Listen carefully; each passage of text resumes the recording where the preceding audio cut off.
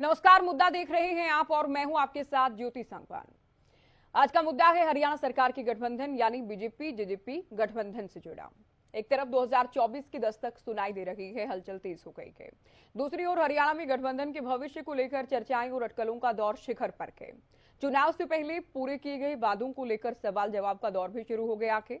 ऐसे में जहां पेंशन को लेकर चर्चाएं तेज हैं, जेजेपी ने 5100 रुपए का वादा किया। जेजेपी नेता अब भी दम भरते हैं कि हम प्रयास कर रहे हैं कॉमन मिनिमम प्रोग्राम के तहत 5100 रुपए पेंशन हो पाए। ऐसे में सीएम की ओर से बड़ी बात यह है कि यह स्पष्ट कर दिया गया है कि पेंशन बीजेपी के वादे के मुताबिक, बीजेपी के चुनावी वादे के मुताबिक 3000 ही की जाएगी इस कार्यकाल में। तो सीएम के बयान से गठबंधन और गठबंधन में जेजेपी के महत्व को लेकर सवाल उठने लगे हैं। क्या गठबंधन में गांठ पड़ गई है? क्या गठबंधन में सब कुछ ठीक नहीं है? सीएम के बयान के मायने क्या हैं? क्या कोई संकेत वो दे रहे हैं? चर्चा होगी, पहले रिपोर्ट आप देख लीजिए।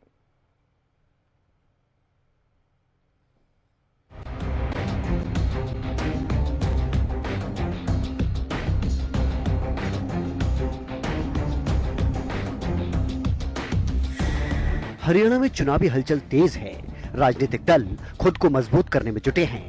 2024 के लिए अपने अपने वादों को धार दे रहे हैं, तो सत्तासीन दलों से 2019 के वादों को लेकर सवाल जवाब होने लगे हैं। ऐसे में जेजेपी के 5100 पेंशन के वादे को लेकर बीजेपी और जेजेपी पूरी तरह से अलग अलग रुख अपनाते नजर आ रहे हैं। जी हां, हरियाणा न्यूज के कॉन्क्लेव में पहुंचे डिप्टी सीएम दुष्यंत चौटाला ने दावा किया कि वो प्रयास करेंगे कि बुढ़ापा पेंशन 5100 रुपए हो। 5100 रुपए का वादा था, चूंकि अब चुनाव में जाने का वक्त है। आप बहुत बार आप कहते हैं कि हम चुनाव में जाने से पहले करेंगे। बीजेपी का वादा था 3100 रुपए का, तो क्या फॉर्मूला लगाया जाएगा? क्या कोई बीच का नंबर कॉमन मिनिमम प्रोग्राम के तहत? निरंतर चर्चा चलती रहती है। 3 फाइनेंशियल बजट्स आए हैं, तीनों फाइनेंशियल बजट्स के अंदर 250 रुपए की ग्रोथ हुई है। आज 2750 रुपया हर बुजुर्ग को 1 अप्रैल से बुढ़ापा पेंशन का मिल रहा है। दोनों पार्टियां इस पे हर साल बैठ के चर्चा करती है और हम ग्रोथ के ऊपर, अगर 3100 पहुंचाना होता तो फिर 200 पहुंचता। तो 5100 की तरफ जा रहे हैं। मैं ये नहीं बोल सकता, मेरे 10 विधायक हैं कि हाँ 5100 पहुंचाऊंगा, मैं प्रयासरत हूं। वहीं कॉन्क्लेव में पहुंचे मुख्यमंत्री मनोहर लाल ने एक सवाल के जवाब में स्पष्ट किया कि बीजेपी का 3000 रुपए पेंशन करने का वादा था और हम 3000 ही करेंगे। इतना ही नहीं, सीएम ने साफ शब्दों में कहा कि सरकार मुख्य रूप से बीजेपी की है और जेजेपी हमारी सहयोगी है। आपकी जो सहयोगी पार्टी है, साथी पार्टी है, 5100 रुपए का वादा किया गया था। आप लोगों का शायद 3100 या 3000 रुपए 3000 का है। तो सर ये जो अंतर है, चूंकि ये काफी बड़ा अंतर है, तो इसे कैसे कवर किया जाएगा? नहीं, हमने कहा है हम इस टर्म में 3000 ही करेंगे, इससे ज्यादा नहीं करेंगे, क्योंकि हमने 3000 का वादा किया था। 3000 हम देंगे, हमने कभी 5100 की बात नहीं कही है। अब हमने जो किया कहा है वो हमने किया, और सरकार तो मुख्य रूप से बीजेपी की है। तो ये बड़ी सरकार बात कोई जेजेपी की नहीं है। जेजेपी हमारा सहयोग कर रही है, लेकिन कभी हमने उनकी बात मानी नहीं। अभी डिप्टी सीएम कह रहे थे हम प्रयास करेंगे 5100 रुपए हो जाएंगे। नहीं, वो प्रयास कब करेंगे कब नहीं करेंगे, प्रयास तो किसी भी चीज का किया जा सकता है। तो डिप्टी सीएम और सीएम के जहां बुढ़ापा पेंशन को लेकर अलग अलग बयान सामने आए हैं, तो वहीं नेता विपक्ष भूपेंद्र हुड्डा भी 2024 में अगर कांग्रेस की सरकार बनती है तो 6000 रुपए पेंशन करने का दम भरते हैं। ऐसे में हुड्डा से जब प्रदेश की वित्तीय स्थिति और 6000 की पेंशन के वादे पर बात की गई, जाहिर है आगामी चुनाव में पेंशन एक बड़ा मुद्दा साबित होने वाला है। क्योंकि पिछले चुनाव में जेजेपी ने 5100 रुपए बुढ़ापा पेंशन करने का वादा किया था, बीजेपी की ओर से 3000 रुपए करने का वादा था। ऐसे में अब तक 2750 रुपए बुढ़ापा पेंशन हो चुकी है। अगर कांग्रेस 6000 रुपए पेंशन करने का वादा कर रही है, ऐसे में एक तरफ पेंशन को लेकर सीएम की ओर से साफ कर दिया गया है कि इस कार्यकाल में सरकार बीजेपी के वादे के मुताबिक 3000 ही पेंशन करने वाली है, तो वहीं सीएम की ओर से सरकार को लेकर भी दावा किया गया कि हरियाणा में मुख्य रूप से बीजेपी की सरकार है, जेजेपी केवल सहयोगी है। ऐसे में सीएम के जवाब से गठबंधन से लेकर कॉमन मिनिमम प्रोग्राम के आधार और जेजेपी के 5100 रुपए के वादे को लेकर सवाल उठने शुरू हो गए हैं। राजनीतिक गलियारों में सरगर्मियां तेज हो गई है कि क्या गठबंधन में गांठ पड़ गई है, क्या गठबंधन में सब कुछ ठीक है और क्या जेजेपी गठबंधन रखने के लिए अधिक प्रयासरत है। Bureau report, Haryana news. तो मुद्दा हमने आपको बताया और इस रिपोर्ट में मुद्दा आपको समझाने का प्रयास किया कि आज की जो डिबेट है उसका क्या कुछ आधार रहने वाला है, क्या डायरेक्शन रहने वाली है। कुछ खास मेहमान हमारे साथ जुड़ गए हैं। हरियाणा बीजेपी प्रवक्ता प्रोफेसर विधु रावल जी हैं, कांग्रेस प्रवक्ता राकेश गर्ग जी काफी दिन बाद हमारे साथ चर्चा में जुड़े हैं, जेजेपी प्रवक्ता दीप कमल सहारण जी, इनेलो प्रवक्ता विजेंद्र रेहडू जी और राजेंद्र जाधवन वरिष्ठ पत्रकार हमारे साथ जुड़े हैं। सभी का स्वागत है चर्चा में। शुरुआत विधु रावल जी आपसे। अभी तक कोई एक संशय ही था अपने आप में, बार बार डिप्टी सीएम ये कहते हैं, दिग्विजय की बात करें, नैना चौटाला की बात करें, ये तो कहा जाता था कि देखिए हमारे 10 ही विधायक हैं, लेकिन साथ साथ ये भी कहा जाता था कि हम प्रयास करेंगे 5100 हो जाए, चुनाव में जाने से पहले 5100 किए जाएंगे। तो सीएम स्पष्ट कर चुके हैं कि कॉमन मिनिमम प्रोग्राम के तहत कोई दूसरी राशि बढ़ाई जाए या की जाए, उस पर कोई काम नहीं होगा, 3000 रुपए ही पेंशन होगी।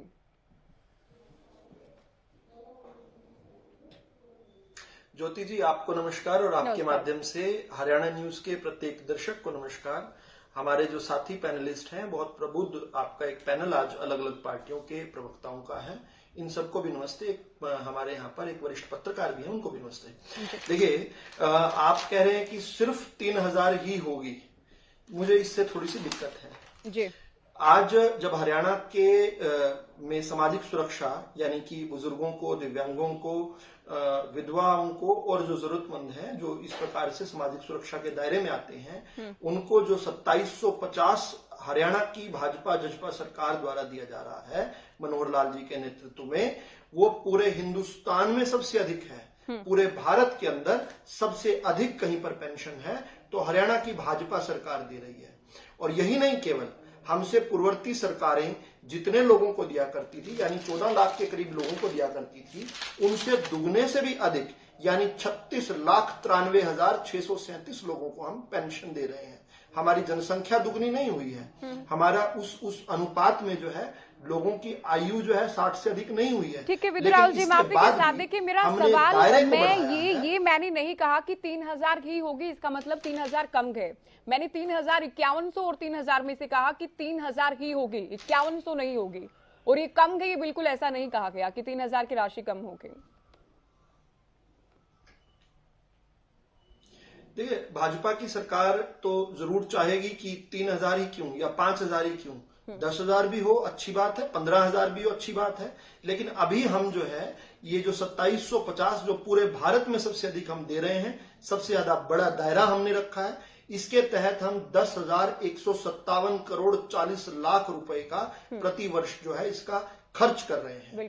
तो ये भी एक आपस में चर्चा का विषय है। ये प्रदेश की सरकार है, जन जन की सरकार है, हरियाणा वासियों की सरकार है, पैसा हरियाणा वासियों का है, उन्होंने तय करना है कि इस पैसे को किस प्रकार से उपयोग करें। अगर ये मानते हैं कि पेंशन के अंदर ही 20,000 करोड़ या 30,000 करोड़ या 50,000 करोड़ पेंशन सामाजिक सुरक्षा जो है उसी के तहत जो है जाना चाहिए, अन्य कामों से महत्वपूर्ण ये है तो इसको करेंगे, अगर इससे भी महत्वपूर्ण कुछ काम है उनको करेंगे। पैसा सरकार का नहीं है, सरकार जनता की है, पैसा सरकार का है तो पैसा जनता का है। जनता के हित में, विकास के लिए, इंफ्रास्ट्रक्चर डेवलपमेंट के लिए, जनता के बेहतर भविष्य के लिए, हरियाणा को आगे को बढ़ाने के लिए जो महत्वपूर्ण होगा वो करेंगे। हम 3000 का वादा करके आए थे, हम उस वादे पर खड़े हैं। भाजपा के नेतृत्व में सरकार चल रही है, हम मिलकर काम कर रहे हैं, बहुत अच्छा हमारा गठबंधन चल रहा है, चट्टान जैसा मजबूत हमारा गठबंधन है, हमारे दल नहीं, हमारे दिल चट्टान जैसे, आप जो चट्टान जैसे मजबूत कह रहे हैं, उसका कॉमन मिनिमम प्रोग्राम को लेकर जो दावा किया जाता है, दीप कमल जी, दावा तो दावा दल और दिल की युक्ति का भी उपयोग कर रहा हूं। मैं ये जो दावा किया जाता है, ये मैं जेजेपी से सवाल करना चाह रही हूँ राहुल जी। दीप कमल जी, आप लोग जब देखिए अलायंस हुआ, जिस वक्त गठबंधन हुआ, तब कहा गया कि कॉमन मिनिमम प्रोग्राम के तहत काम किया जाएगा। बहुत बड़ा मुद्दा था 5100 रुपए पेंशन करना, और इसमें सीएम साफ कर चुके हैं 3000 रुपए होंगे, जो कि बीजेपी का वादा था, क्योंकि मुख्य तौर पर सरकार बीजेपी की ही है, आप लोग केवल सहयोगी हैं। और इसमें बिल्कुल ऐसा नहीं कि कॉमन मिनिमम प्रोग्राम के तहत कोई चर्चा की जाएगी या 3000 से अधिक होगा, क्या कहेंगे? देखिए, बुजुर्गों की, विकलांगों की और विधवा महिलाओं का विषय है, उसमें हमारी पार्टी की तरफ से ये स्पष्ट वादा था और हमारे घोषणा पत्र की शायद पहली या दूसरी ही लाइन, प्रदेश में जननायक जनता पार्टी की सरकार बनने पर हम 5100 रुपए जो लोग हैं जो प्रार्थी हैं इन चीजों के, उनको हम पेंशन देंगे।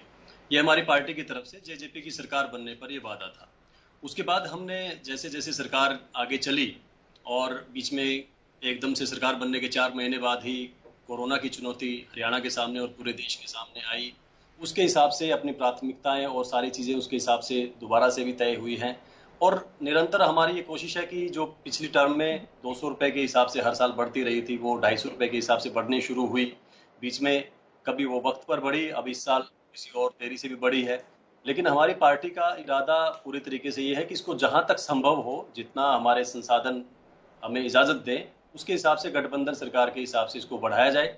हमारी पार्टी का इरादा बुजुर्गों को 5100 रुपए पेंशन देने का है। आप ही के कार्यक्रम में डिप्टी सीएम दुष्यंत चौटाला जी ने ये कहा कि कभी सूद सा बैठेगा, यानी सारी चीजें हमारे अनुकूल होंगी तो 5100 रुपए पेंशन देंगे। अब जितनी अनुकूल है उसके हिसाब से भी हम प्रयास कर रहे हैं। सूद सा बैठेगा शब्द कहा गया दुष्यंत की ओर से, ये इसी सरकार को लेकर बात कर रहे थे वो। अनुकूल कब होंगी? अब तो सीएम साहब कह चुके हैं कि मुख्य तौर पर बीजेपी की सरकार के आप लोग सहयोगी हैं और उसमें जो वादा भारतीय जनता पार्टी का है उसी के मुताबिक, उसी के अनुरूप 3000 रुपए की जाएगी। तो अब उसमें आप लोग भले ही दावा कर रहे हैं कि 250 रुपए हर साल बढ़ा रहे हैं या आगे आप लोग इसको आप 300 रुपए बढ़वाते रहते, लेकिन जो एट लास्ट बढ़नी है, जो सरकार लक्ष्य लेकर चल रही है, बीजेपी लक्ष्य लेकर चल रही है, वो है 3000 रुपए का।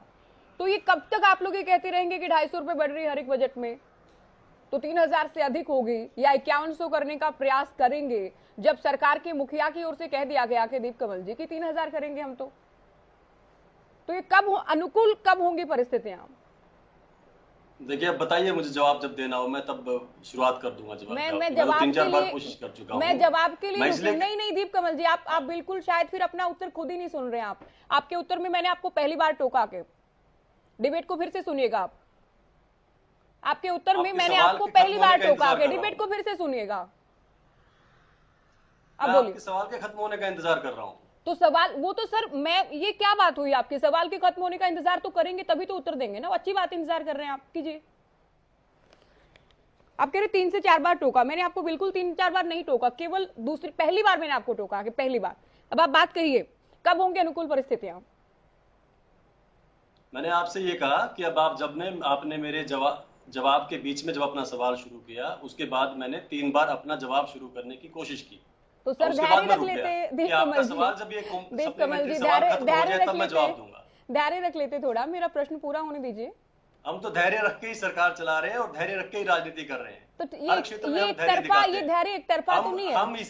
हम इन बातों से ना विचलित होते हैं और ना ही अपना रास्ता भटकते हैं। ठीक है, हम राजनीति कर रहे हैं अपनी पार्टी को मजबूत करने के लिए, पार्टी को स्थापित करने के लिए और अपने जो साथ जुड़े हुए लोग हैं उनका विश्वास हासिल करके, उनके साथ अपने संगठन को और मजबूत करके और प्रदेश में पूर्ण बहुमत की सरकार बनाने के लिए, डिप्टी सीएम दुष्यंत चौटाला जी को मुख्यमंत्री बनाने के लिए यह हमारा प्रयास निरंतर जारी है। उसमें जहां तक आज का आपका विषय है पेंशन का, माननीय मुख्यमंत्री जी ने पहली बार अपना इरादा इस तरीके से इन शब्दों में स्पष्ट किया है आपके मंच पर कि वो इस कार्यकाल में 3000 ही करने का इरादा रखते हैं। ये पहली बार उन्होंने कही है। हमारी पार्टी की तरफ से उनसे आधा घंटा 1 घंटा पहले डिप्टी सीएम साहब ने कहा कि हमारे पास 10 विधायक हैं। हाँ। उनके साथ हम नहीं कहते कि हम 5100 तक ले जाएंगे, आप दोबारा पूरा सुन लीजिएगा, लेकिन हमारा प्रयास निरंतर जारी रहेगा और हमारे प्रदेश के बजट ने और परिस्थितियों ने हमारा साथ दिया। सूद सा बैठा तो 5100 रुपए भी पेंशन देंगे। दुष्यंत चौटाला जी ने बिल्कुल स्पष्ट किया कि हमारा सूद जिस दिन बैठेगा, हमारे इन हाथों में पूरी ताकत होगी। 5100 रुपए हर बुजुर्ग के हाथ में, उसके अकाउंट में। ये पूरी ताकत कैसे? जी, मैं तो चुनाव से पहले की बात कर रही हूँ। अकाउंट में अगर आपने जो साथी हैं उनके अकाउंट में हम 5100 रुपए पेंशन देंगे। आपने मेरा सवाल, बाकी जो अगर आपने मेरा सवाल सुना होगा, मैं 2024 से पहले की बात कर रही हूँ, तो ये ताकत 2024 से पहले आपके हाथ में कैसे आएगी, आपकी पार्टी के हाथ में? मैं आपसे कह रहा हूँ, और डिप्टी सीएम ने 2024 से पहले को लेकर ही कहा। मैंने पूछा कि आप लोग कहते हैं चुनाव में जाने से पहले कर देंगे, तब उनकी ओर से कहा गया कि प्रयास हम कर रहे हैं। तो ये पूरी ताकत 2024 से पहले कैसे हाथ में होगी? चुनाव में जाने से पहले का जो हमारा प्रयास है उसको लेकर भी दुष्यंत जी ने, डिप्टी सीएम साहब ने आपके ही मंच पर यह कहा कि हमारे पास 10 विधायक है। मैं ये नहीं कहता कि मैं 5100 तक ले जाऊंगा, लेकिन मेरा प्रयास निरंतर जारी रहेगा। और जहां तक भी ले जाने का संभव हो सकेगा। और हमारे प्रदेश के बजट ने और परिस्थितियों ने साथ दिया तो 5100 भी कर सकते हैं। उन्होंने ये कहा कि मेरा प्रयास है, मैं कहां तक पहुंचूंगा, लेकिन अगर सारी चीजें हमारे अनुकूल हुई तो 5100 भी हो जाएगी। उन्होंने अपनी इच्छा जाहिर की, अपना इरादा जाहिर किया, कमिटमेंट है उनका, लेकिन उनके पास 10 विधायक है, बाकी के विधायक बीजेपी के पास है। चलिए ठीक है, अभी जैसा कि मुख्यमंत्री जी ने कहा और उन्होंने एक तरीके से उस वस्तुस्थिति को सबके सामने रखा, हमारे सामने भी रखा कि मुख्य रूप से सरकार बीजेपी की और हम सहयोगी हैं। मुख्यमंत्री जी ने स्पष्ट किया है ये, तो वस्तुस्थिति अभी सामने उन्होंने दिखाया है इस बात को, तो हम उस हिसाब से अपनी बात कह रहे हैं। तो कहीं ना कहीं आईना दिखाया कि गठबंधन में स्थिति को लेकर, ये आपके शब्द हैं, हम ये कह रहे हैं कि एक परिस्थिति, एक जो तालमेल वाली गठबंधन वाली जो चीजें चल रही हैं, उसको वो किस कॉन्टेक्स्ट में देखते हैं, किस नजरिए से देखते हैं, किस एंगल से देखते हैं। उन्होंने पेंशन के संदर्भ में, बुढ़ापा पेंशन के संदर्भ में कि आप 3000 करेंगे कि 5100 करेंगे, ठीक है, उन्होंने स्थिति स्पष्ट कर दी है, दिशा दिखाने के लिए साफ कर बात कही। तो ये भी मैं कह रहा हूँ, वस्तुस्थिति दिखा दी है आप लोगों को। ओके, राकेश गर्ग जी, दीपेंद्र हुड्डा ने भी हरियाणा न्यूज के इस चंक को, इस वीडियो को शेयर किया है कि कॉमन मिनिमम प्रोग्राम की जो बात कर रहे थे, जो 5100 रुपए पेंशन करने का अब तक वादा कर रहे थे, तो ये तो पूरे प्रदेश के सामने है कि कॉमन मिनिमम प्रोग्राम जैसा तो कुछ है ही नहीं, और जेजेपी का महत्व कितना है गठबंधन में, ये भी स्पष्ट हो गया कि सीएम के बयान के बाद। ज्योति जी, सबसे पहले तो मैं आपके चैनल के माध्यम से, आज इंटरनेशनल लेबर डे है, तो जो भी हमारे मजदूर साथी है जिन्होंने देश के राष्ट्र की तरक्की में अपना योगदान दिया, आपके चैनल के माध्यम से उनको नमस्कार और प्रणाम करता हूं, उनको साधुवाद करता हूं।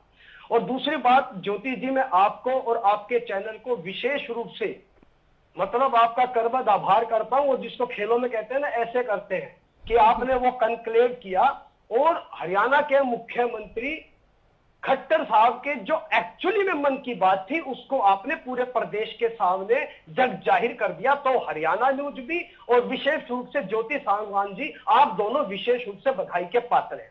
अब मैं मुद्दे की बात पर आ जाता हूं। मैं उम्मीद कर रहा था कि मुद्दे की बात होगी, जो आज आपने एजेंडा रखा था, गठबंधन में गांठ और जेजेपी को पाठ, तो मुझे उम्मीद थी उस पर बात होगी, लेकिन चलिए बात अन्यत्र कहीं और चली गई। मैं सिर्फ इसी के ऊपर सीमित रह जाता हूं।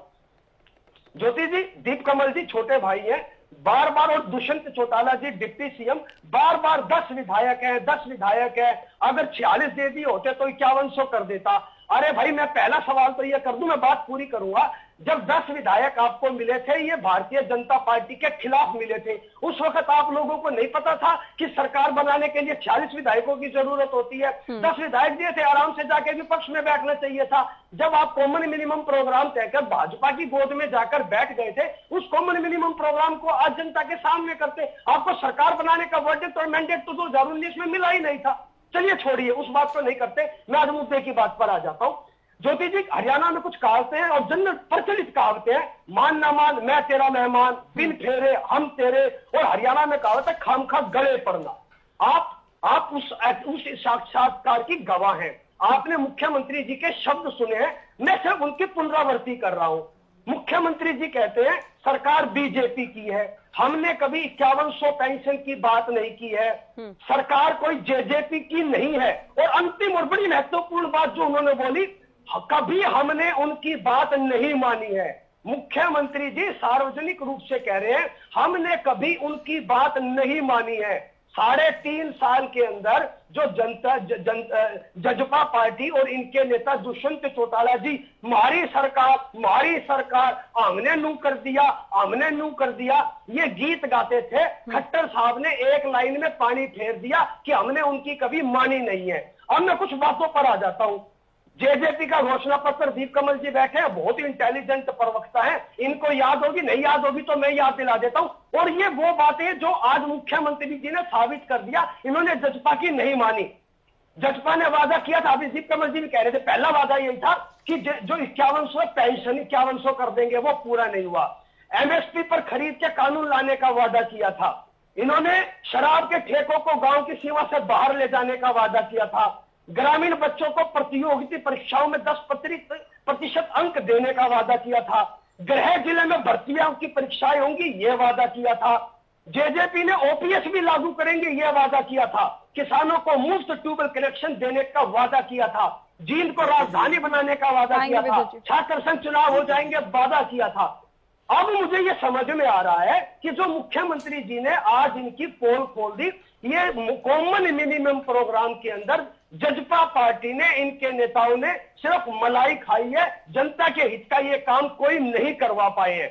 और एक बात और मैं बताऊं, मुझे ये समझ में नहीं आ रहा कि मुख्यमंत्री की इतनी खरी खरी बात सुनने के बावजूद इनकी कौन सी ऐसी कमजोर नस दबा रखी है, और जब ये स्पष्ट हो चुका कि ये वादा पूरा नहीं करवा सकते, गठबंधन में बने रहने की ऐसी कौन सी इन लोगों की मजबूरी है जो इतनी मतलब मैं शब्द इस्तेमाल करूं, बेइज्जती करने के पश्चात भी दावा कर रहे हैं गठबंधन में बने रहेंगे, गठबंधन चलाएंगे। अरे भाई क्या दिक्कत आन पड़ी। और एक कहावत और है ज्योति जी, वो भी सुन लीजिए, काठ की हंडी बार बार नहीं चढ़ती।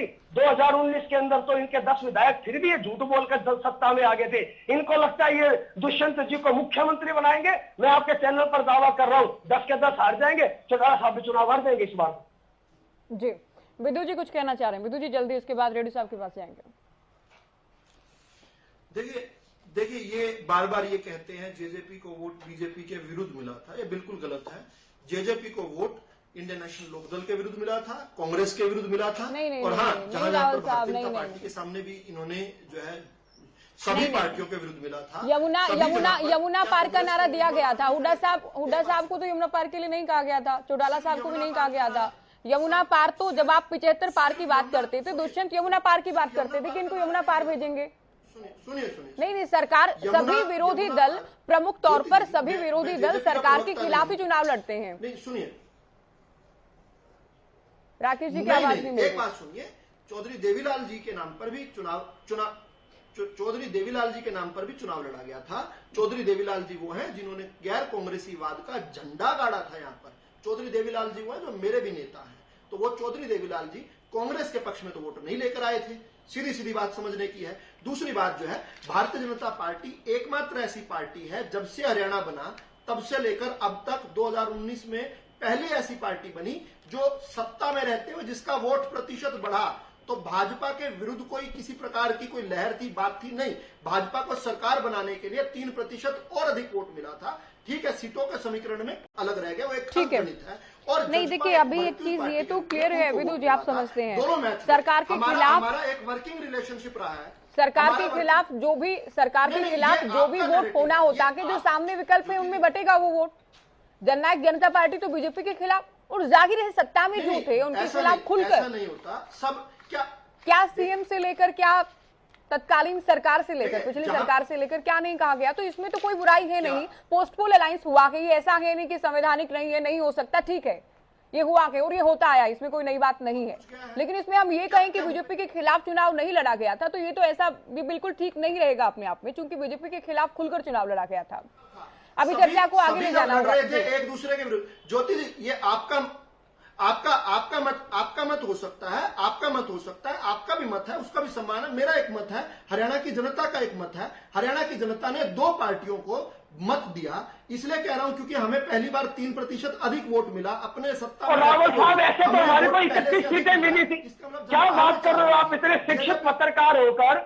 अरे भाई, जो चुनाव लड़े जाते हैं वो सत्तारूढ़ पार्टी के खिलाफ लड़े जाते हैं। कैसे बातें कर रहे हो रावल साहब? सत्तारूढ़ पार्टी के खिलाफ चुनाव लड़े जाते हैं। क्या आपका जजपा के साथ पहले से अलायंस था? प्री अलायंस था, दरवाजे बंद किए थे, प्री अलायंस था। कांग्रेस पार्टी न बचती। क्या बात कर रहे हो? बंद ना करते। क्या इतने शिक्षित प्रवक्ता होकर? अरे भाई, जो चुनाव लड़े जाते हैं वो सत्तारूढ़ पार्टी के खिलाफ लड़े जाते हैं।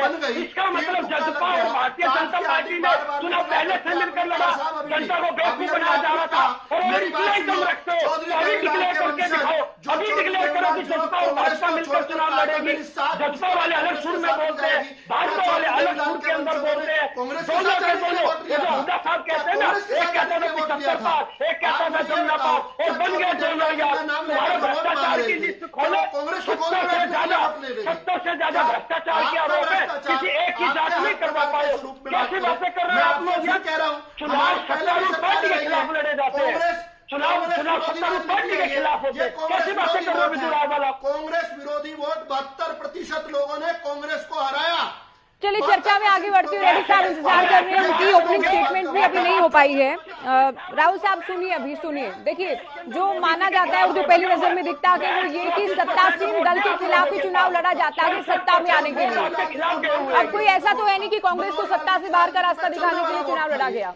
ठीक है, अपनी अपनी विचारधारा, अपने सिद्धांतों के साथ सभी दल मैदान में होते हैं, लेकिन ऐसा बिल्कुल ही नहीं है कि बीजेपी के खिलाफ चुनाव नहीं लड़ा गया था। तो अगर बीजेपी के खिलाफ चुनाव नहीं लड़ा गया होता तो ये प्रीपोल अलायंस हो जाता। कांग्रेस के भ्रष्टाचार से बचाने के लिए आप रावत से पूछिए, क्या ये दावा कर सकते हैं कि 2024 का चुनाव नहीं तो कोई फ्रेंडली गेम तो नहीं था ना राहुल साहब। बीजेपी और जेजेपी ने मिलकर चुनाव लड़ा है। नहीं, अभी आएंगे दीप कमल जी। गर्ग जी आप रुकिए, विदु जी आप भी सुनिए। अभी भूपेंद्र रेड्डी जी, ठीक है राकेश जी, आपकी बात पूरी हो चुकी है। अभी चिल्लाचिल्ली में नहीं सुन पाते दर्शक। ठीक है विदु जी आप सुनिए। अभी क्षेत्रवाद चलेगा, सुनिए, अभी सुनिए, आप सुनिए के विरुद्ध वोट मांगा गया। सुनिए, अभी क्षेत्रवाद के विरुद्ध वोट मांगा। आप जेजेपी को डिफेंड क्यों कर रहे हैं राहुल साहब? जेजेपी प्रवक्ता तो हैं हमारे पास, वो जवाब दे देंगे। उन्होंने नहीं,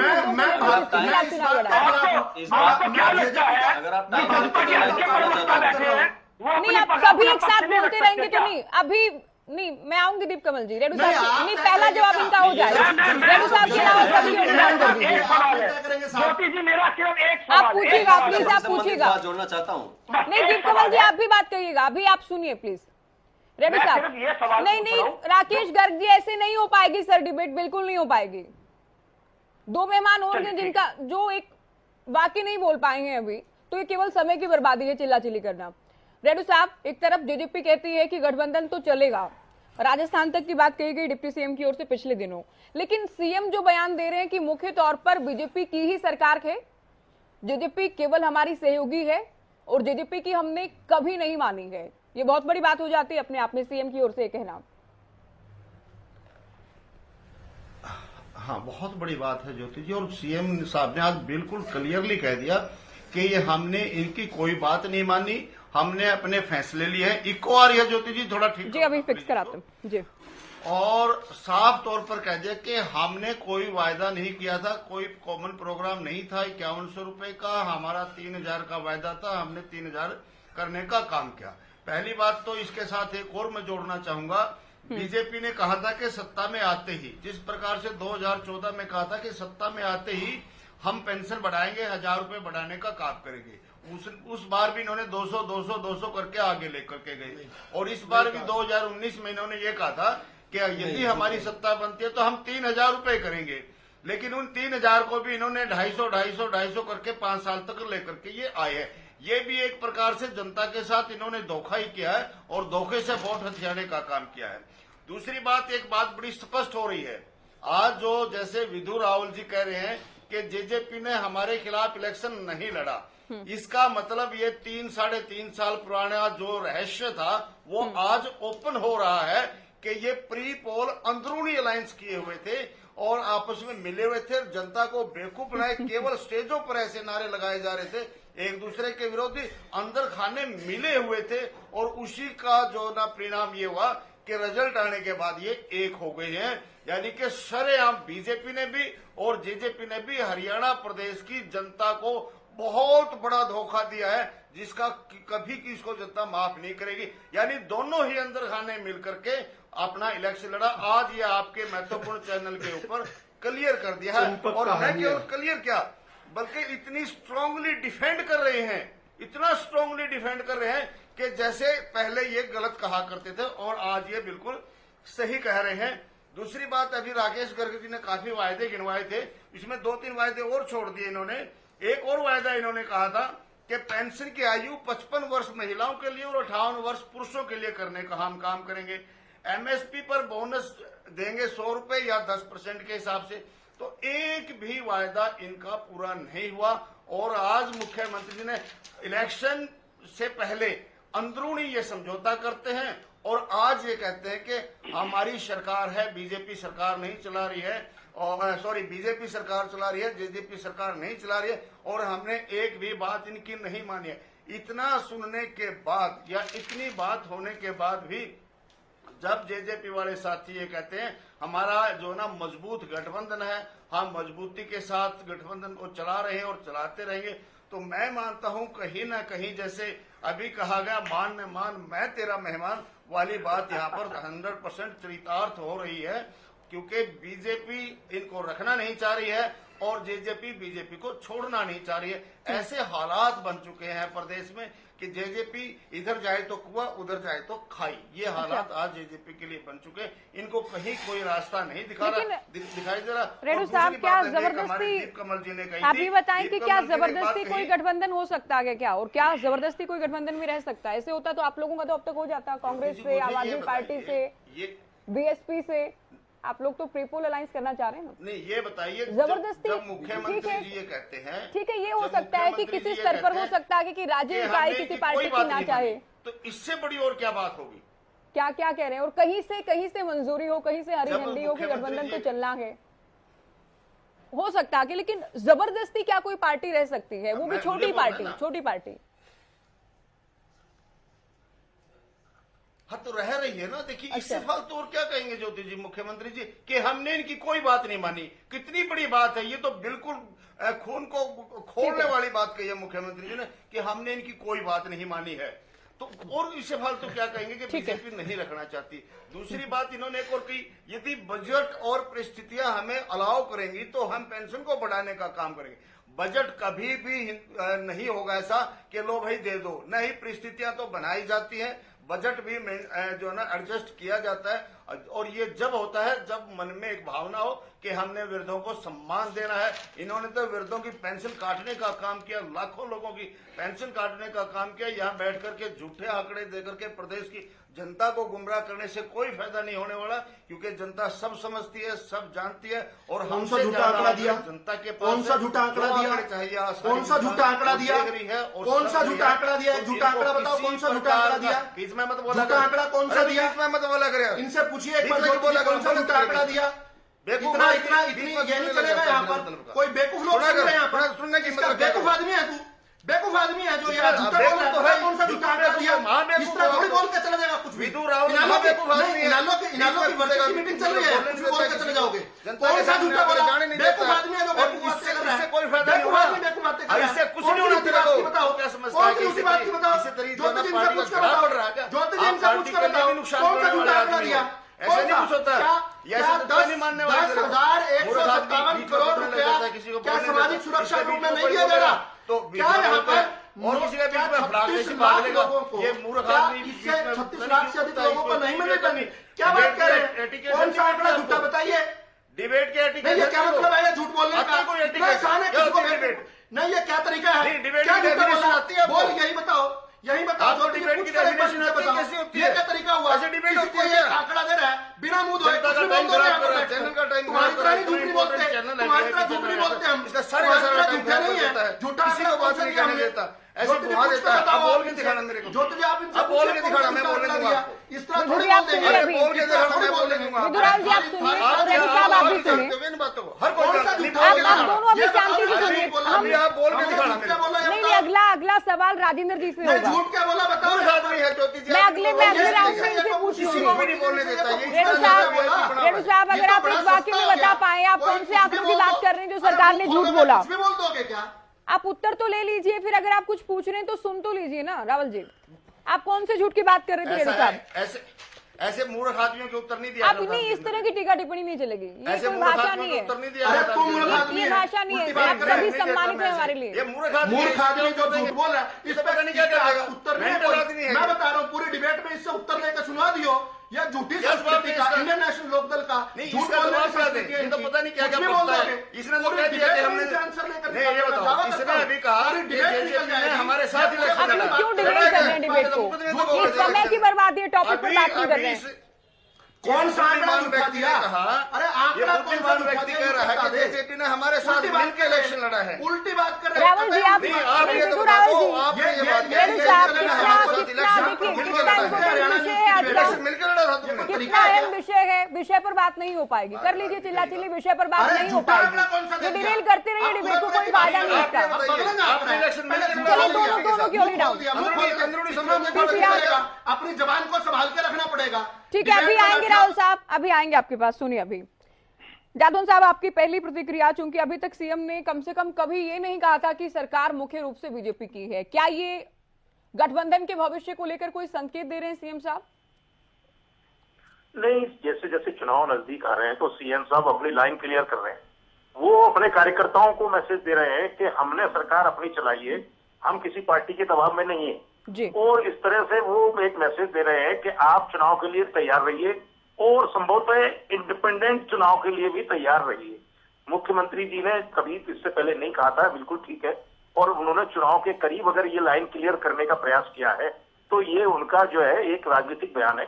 वो ये चाहते हैं कि भारतीय जनता पार्टी स्वतंत्र रूप से देखे कि सरकार उसकी है और आगे भी उसको अपनी सरकार बनानी है। भारतीय जनता पार्टी जिस तरह से धुआंधार तरीके से अपने गठबंधन और वो चुनाव की तैयारी में अपनी पार्टी को जिस तरह से तैयार कर रही है, जिस तरह से कमर कसने में लगी हुई है, उससे साफ जाहिर है कि उनका इरादा अभी गठबंधन में चुनाव लड़ने का नहीं है। वो देखेंगे, वो आकलन करेंगे, उनको लगे कि बहुत मजबूरी है कि कहीं फिर वही 75 पार का नारा देते देते कहीं 40 पर भी नहीं आ पाए तो हो सकता है कि वो गठबंधन में चुनाव लड़ने का फैसला करें। उनके इस बयान से साफ जाहिर होता है कि उन्होंने आवाम को, हरियाणा की जनता को, आम जनता को और अपने कार्यकर्ताओं को ये संदेश दिया है कि ये हमने इनको सहयोगी के तौर पर रखा है और अपनी नीतियों पर सरकार चलाई है। तो इस तरह से उन्होंने साफ कर दिया। दीपकमल जी, आप कुछ कहना चाह रहे थे और साथ ही देखिए अपनी बात आप कहिएगा। तो सीएम की ओर से ये कह दिया गया आगे कि हमने इनकी कोई बात नहीं मानी है, तो फिर आप लोग जो अलग अलग वादों को लेकर क्रेडिट लेते हैं कि हमने 75% आरक्षण के लिए काम किया, हमने 250 रुपए हर एक बजट में बढ़ाए, तो सरकार ने तो आप लोगों की मानी ही नहीं है, बीजेपी ने तो आप लोगों की मानी नहीं, तो फिर ये क्रेडिट किस बात का?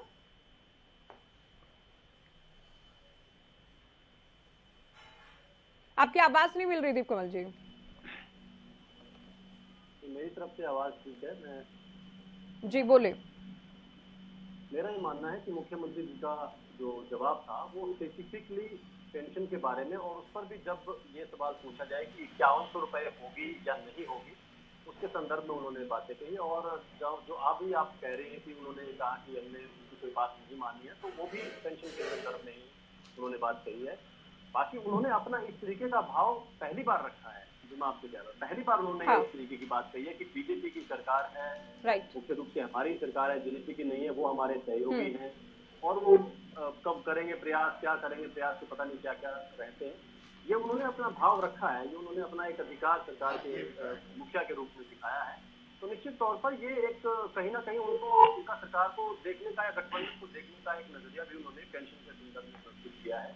और हमारी पार्टी के मुखिया ने, जैसा कि इससे पहले ही आप ही के मंच पर कहा, कि हमारे पास 10 विधायक हैं और हम ये नहीं कहते कि 5100 तक लेकर जाएंगे, हमारे प्रयास जारी रहेंगे और जिस दिन सूद बैठेगा उस दिन 5100 भी दे देंगे। ये हमारी पार्टी की कमिटमेंट है। और जैसे जहां से मैंने बात शुरू की थी, हमारे सारे वादे जननायक जनता पार्टी की सरकार बनने पर पूरे किए जाएंगे। ये हमने इसके साथ हम गए, हमने लोगों से 45-40 सीटें मांगी थी, नई पार्टी थी, लोगों ने उतना विश्वास नहीं दिखाया, वैसा हमारा संगठन नहीं था, लेकिन हमें 10 सीटें दी और ऐसी स्ट्रेटेजिक जगह पर रखा कि हमारे साथ ही एक मजबूत सरकार हरियाणा में बने, उसके बिना ना बने, ये उनकी स्थिति थी। लेकिन जहां तक मैं देखता हूं, कांग्रेस पार्टी और इंडियन नेशनल लोकदल अक्टूबर 2019 से आगे ही नहीं बढ़े।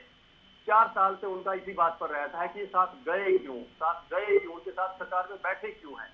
क्या पोस्ट पोल अलायंस आज तक हरियाणा में पहली बार जेजेपी ने किया है?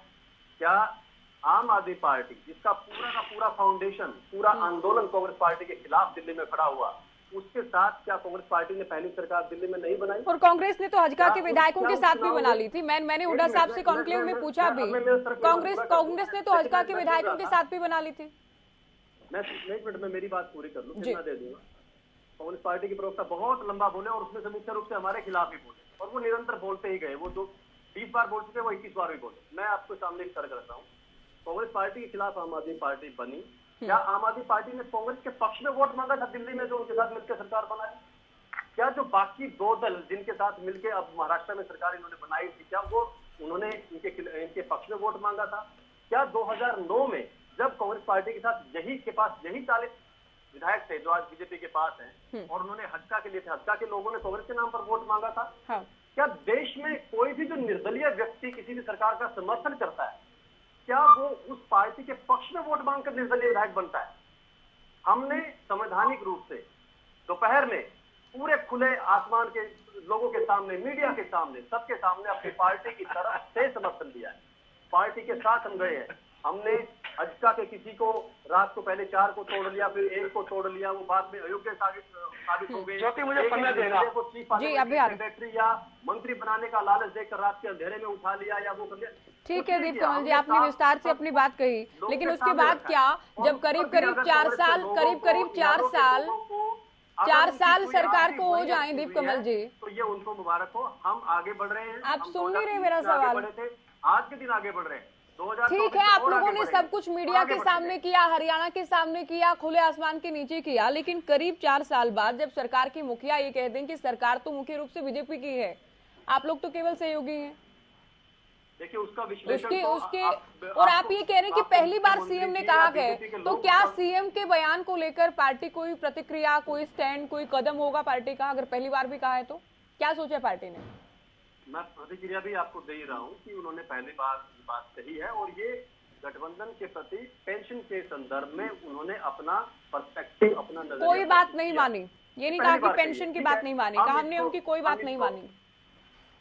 उन्होंने उनके सवाल तो पेंशन के बारे में था और सवाल सीधा था कि 51 रुपए पेंशन होगी कि नहीं। उसके संदर्भ में जब सवाल मैंने ही पूछा, हमने ही वो चंक दिखाया है और आप बखूबी समझ रहे हैं किस बात को लेकर कहा। उन्होंने ये कहा कि हमारी सरकार है और हमने कोई बात नहीं मानी इनकी अभी तक। देखिए ज्योति जी, आपकी डिबेट का कितना महत्व रहे और कितना उसका अच्छा स्तर बने, ये आप पर निर्भर करता है। आपने सवाल ये किया कि 51 रुपए पेंशन होगी या नहीं। हाँ। उसके बाद आपने बीच में कहा कि उप मुख्यमंत्री जी अभी कह रहे थे कि हमारा प्रयास रहेगा। हाँ। क्या ये दोनों चीजें पेंशन के संदर्भ में नहीं है? क्या मुख्यमंत्री जी के दोनों जवाब इनके बाद नहीं आए थे? ये आपको स्पष्ट करना चाहिए। अब मैं ये स्पष्ट कर रहा हूँ तो आप उसके बीच में भी अगर बीच में कोई बात नहीं, दीप कमल जी आप तो सोच कर आए हैं कि आप एंकर अटैकिंग मोड पर रहेंगे, ये भी एक तरीका है। नहीं, ये भी एक प्रवक्ताओं का तरीका है, ये भी एक तरीका है कि एंकर पर अटैकिंग मोड पे रहो, एंकर पर अटैक करो। जब सीएम के शब्दों को क्यों बदल रहे हैं आप? सीएम तो ये कह रहे हैं हमने कोई बात नहीं मानी। सीएम ने ये कोई बात में तो बहुत सारी चीजें होती है ना, ये नहीं कहा कि हमने पेंशन की बात नहीं मानी। और डिबेट का स्तर क्या रहे क्या ना रहे आप ये समझाएंगे, अभी आप विषय पर बात करेंगे। मैं वही तो कह रहा हूं, सीएम जो बोल रहे हैं आपको वो भी तोड़ मरोड़ कर पेश करना है। मैं सवाल क्यों पूछ रही हूँ? एंकरलेस डिबेट कर लें सर, बिना एंकर के डिबेट कर लें। आप भी पत्रकार रहे, मैं पूछू नहीं। मैं बोल रहा हूँ तभी भी आप बीच में बोल रहे हैं। ये तो सर मैं आपको ही तो टाइम दे रही हूँ आपसे पूछकर। मुझे नहीं सुनाई दिया आपने क्या कहा। आपसे पूछकर आपसे ही तो उत्तर ले रही हूँ। फिर 5 मिनट बोलते रहे लगातार, आप बीच में नहीं बोले। मैं 20 सेकंड 30 सेकंड बोलता हूँ तो आपका एक सप्लीमेंट्री। तो आप लोगों का विषय है ना, आप लोगों का विषय इसलिए पूछ रही हूँ। अब कांग्रेस से क्या पूछूं? ये लोग गठबंधन में है क्या, सरकार में है? अब इनेलो से पूछूं? कह चुके वो 21 बार कहने की इजाजत रहेगी, वो 20 बार वही रिपीट कर चुके। ये आपकी सोच हो सकती है, ये आप लोगों की सोच हो सकती है। ये 2019 में चलते हैं, एक बार फिर से यही रहे ना, फिर से 2019 में चलते हैं। सर इसमें मैं कोई मदद नहीं कर सकती, ये आपकी सोच है। आप लोगों का टॉपिक है, आप लोगों से ज्यादा सवाल बनते हैं तो पूछे जाएंगे। पूछिए, लेकिन जवाब की आजादी तो दीजिए, जवाब भी तो पूरा होना चाहिए। चलिए जवाब पूरा हुआ आपका? जब आप अरे सर आप सीएम के बयान को सिरे से खारिज कर रहे हैं कि वो तो केवल पेंशन की बात कर रहे हैं। वो कह रहे हैं हमने इनकी कोई बात नहीं मानी, कोई बात। क्या कोई बात पेंशन हो जाता है? आज मैं ये कह रहा हूँ कि उन्होंने अपनी बात, जो 2 सवाल थे वो पेंशन से संबंधित थे, उनके जवाब में रखी है और उसको हम स्वीकार कर रहे हैं कि उन्होंने पहली बार अपना नजरिया गठबंधन के प्रति पेंशन के संदर्भ में रखा है। उसके बाद जो जवाब आ रहे थे कांग्रेस पार्टी के लोग कह रहे थे कि 2019 में हमने क्या किया। मैंने आपको दिल्ली में आम आदमी पार्टी के साथ इनकी सरकार बनने का उदाहरण दिया। तो दिल्ली में तो 47 दिन सरकार चली थी कि उसका जवाब दे दीजिए कि आम आदमी पार्टी ने दिल्ली में कांग्रेस के पक्ष में वोट मांगे थे या खिलाफ मांगे थे, जिसके साथ ये चले गए। चलिए चर्चा को आगे ले जाते हुए गर्ग साहब, अभी तक चौधरी वीरेंद्र सिंह परिवार तो बोलता था, खुलकर अगेंस्ट बोलता था कि इनकी जरूरत नहीं है गठबंधन में और ये कमजोरी को साबित करता है, लेकिन सीएम साहब एक सॉफ्ट कॉर्नर जरूर रखते थे। लेकिन अब जैसा कि दीप कमल जी भी कह रहे हैं कि पहली बार बोला है और ये और भी ज्यादा महत्वपूर्ण हो जाता है क्योंकि पहली बार बोला गया है, तो क्या कोई हलचल तेज हो गई होगी गठबंधन को लेकर या गठबंधन के भविष्य को लेकर कोई सुगबुगाहट? ज्योति जी आप ये देखिए, पॉलिटिक्स के अंदर टाइमिंग का बड़ा इंपॉर्टेंट रोल होता है। ये सारा जो भी वक्तव्य है और जो मुख्यमंत्री सवाल का जवाब मिलेगा नहीं मिलेगा, मुझे एक बार थोड़ा सा ये भी बता दीजिए। मैं दे रहा हूँ दीप कमल जी, मुझे पता है। उन्होंने आपके पक्ष में वोट मांगे थे या खिलाफ वोट मांगे थे? अरे दीप कमल जी सुन लीजिए, आप बड़े ही ओजस्वी, बड़े ही मतलब प्रबुद्ध, बड़े ही ज्ञानवान प्रवक्ता हैं। तो सुन लीजिए दीप कमल जी, सुन बता दीजिए ना, मैं आपके चुप ही हो जाऊंगा। बता दीजिए कि आम आदमी पार्टी ने कांग्रेस पार्टी। दीप कमल जी, अगर आप ये समझ के आए कि मुझे नहीं बोलने देंगे तो फिर दिक्कत हो जाएगी। आप बोल चुके हैं, सुनने का धैर्य रखिए। दीप कमल जी आज ये भी सोचकर आए हैं कि आज एंकर के सवाल के बदले में उनसे सवाल पूछेंगे, एंकर को नहीं बोलेंगे। दीप कमल जी आज पूरी तरह से अटैकिंग मोड पर हैं। ये भी एक तरीका है, मैं समझ सकती हूँ, ये भी एक तरीका है। 20वीं और 21वीं वाले के अंदर ये पहली बार हो रहा है, ये पहली बार हो रहा है कि जब इनके जो दिग्विजय चौटाला जी हैं वो ये साबित करने के लिए मरे जा रहे हैं कि अरे भाई हम तो कांग्रेस के साथ मिलकर सरकार बनाना चाहते थे।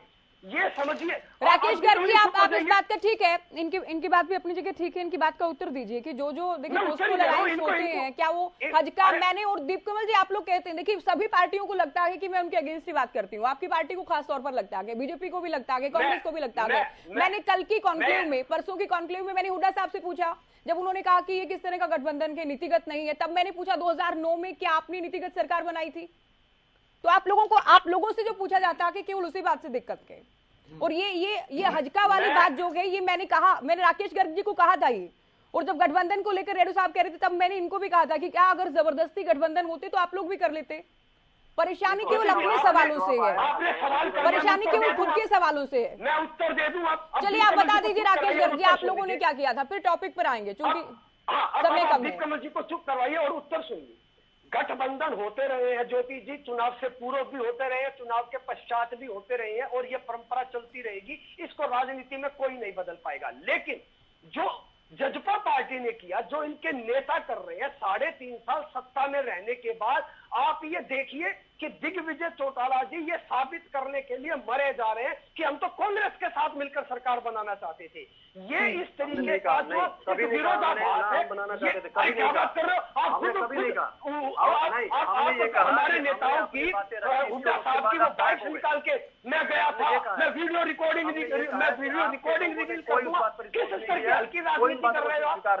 ये साबित करना चाह रहे हैं कि 10 विधायकों के मोल भाव करना चाहते थे, वो मोल भाव आप कांग्रेस के साथ नहीं कर पाए। आपका भारतीय जनता पार्टी के साथ वो सूत बैठ गया। जो बार बार आप सूत शब्द इस्तेमाल कर रहे हैं ना, वो सूत आपका भारतीय जनता पार्टी के साथ बैठा। आप एक बार दिल्ली वाला जवाब दे दीजिए, दिल्ली वाला जवाब दे दीजिए एक बार, आम आदमी पार्टी वाला। राकेश जी आपकी आवाज नहीं मिल रही अभी। विधु रावल जी आप ये बताएं कि सीएम की ओर से जो बयान दिया गया कि कोई जो कहा गया कि हमने इनकी कोई बात नहीं मानी, तो क्या कोई का मतलब पेंशन था? चूंकि ये लगता नहीं हमें तो सुनकर कम से कम। और दूसरा सीएम की ओर से इस वक्त ये बयान आना, जब गठबंधन के भविष्य को लेकर अलग अलग अटकलें हैं, क्या ये संकेत है कि कोई बड़ा कदम उठाया जा सकता है कि आने वाले दिनों में बीजेपी की ओर से? समन्वय के साथ, बहुत अच्छे समन्वय के साथ ये गठबंधन चल रहा है। सरकार ने बार बार बताया, सरकार के मंत्रियों ने बताया, प्रवक्ताओं ने बताया दोनों पार्टियों के, कि कितना मजबूती के साथ हम हाथ से हाथ मिलाकर किस प्रकार से हर विषय पर सहमति के साथ हम काम कर रहे हैं। बहुत सुंदर एक गठबंधन चल रहा है। We are natural partners. हमेशा चौधरी देवीलाल जी के साथ हमारा, जब जनसंघ के समय से हमारा गठबंधन रहा है, हम बहुत नेचुरल अलायंस है। ये आज जो इंडियन नेशनल लोकदल वाले आज कांग्रेस की गोद में बैठने की बात करते हैं, ये कहीं ना कहीं चौधरी देवीलाल जी की आत्मा को कष्ट पहुंचाने का काम करते हैं। चौधरी देवीलाल जी ने कहा था 7 पुश्तों तक कांग्रेस के साथ में जाऊंगा, ये तैयार है कि गोद में बैठ जाए, लेकिन मेरा आज का विषय ये नहीं है। मैं तो ये कहना चाहता हूं कि मनोहर लाल जी के नेतृत्व में हरियाणा में एक जनहितैषी सरकार चल रही है, जिसकी लोकप्रियता हर दिन के साथ बढ़ी है। ऐसी कोई सरकार हरियाणा में आज तक नहीं हुई जिसकी लोकप्रियता पहले दिन से आज तक एक दिन भी घटी नहीं है। किस प्रकार 2014 में भाजपा की जो सरकार बनी, तो हम पहली ऐसी गैर कांग्रेसी पार्टी बने जिसने अपने बूते बिना गठबंधन के सरकार बनाई थी। 2016 में जब हम जिला परिषद की सभी सीटें जीते, तो पहला ऐसा दल बने जिसने सरकार में रहते सभी जिला परिषद की चेयरमैन ही अपने दम पे बनाई। जब 2017 में गुड़गांव में हमने अपना मेयर बनाया, पहली बार बनाया। 17 में फरीदाबाद में हमने मेयर बनाया, पहली बार बनाया। 2000 ज्योति जी मेरी आवाज आ रही है? 2018 में इस प्रकार जब हमने करनाल में, अब समय कम है, आप भी साथ में बोलेंगे, केवल समय की बर्बादी होगी, आप समझिए बात को। 2018 में हमने विधु जी बात कंप्लीट कर लेते हैं, अगर समय बचा तो। राकेश जी मेरी बात के बाद आप बोलिएगा जरूर जी। 2018 में जब करनाल में, पानीपत में, यमुनानगर में, रोहतक में, हिसार में हमने पहली बार अपनी सरकार बनाई थी, अपनी वहां पर जो नगर निगम की सरकार बनाई, चाहे जींद उपचुनाव की बात हो, हमने पहली बार चुनाव जीता, उसके बाद दोबारा जीता। मई 2019 में किस प्रकार हमने पहली ऐसी पार्टी में 10 की 10 लोकसभा सीटें जीती।